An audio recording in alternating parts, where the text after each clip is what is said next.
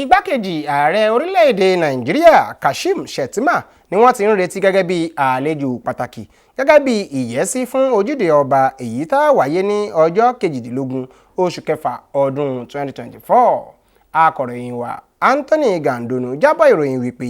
alága ìgbìmọ̀ fún ayẹyẹ Ojúde Ọba ti ọdún 2024 olóyè Olú Òkúbóyèjọ ń ló kéde ọ̀rọ̀ yìí níbi ìpàdé àwọn oníròyìn èyí tí wọ́n pètèpèrò rẹ̀ fún ìfitó àwọn èèyàn létí bí ọjọ́ Ojúde Ọba ṣe fẹ́ lọ. Ẹ gbọ́ ẹ̀kúnrẹ́rẹ́ ìròyìn síwájú sí i. Nígbà tí wọ́n ń bá àwọn oníròyìn sọ̀rọ̀ láàfin Àwùjalẹ̀, alága ìgbìmọ̀ fún ti ayẹyẹ Ojúde Ọba tọdún 2024 olóyè Olú Òkúbóyèjọ ń ló ti sọ kókó gbòógì ohun tí ayẹyẹ Ojúde Ọba náà jẹ́.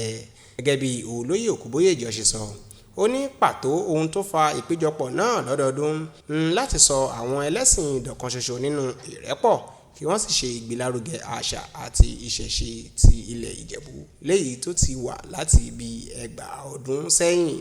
Alága náà wá tọ́ka Àwùjalẹ̀ tó tún jẹ́ olórí gbogbo ọba tó wà ní Akílẹ̀ Ìjẹ̀bú, Ọba Síkírù Adétọ̀nà gẹ́gẹ́ bí ẹni tó sọ Ojúde Ọba ọ̀hún dọ̀tun tí gbogbo àgbáyé sì mọ̀.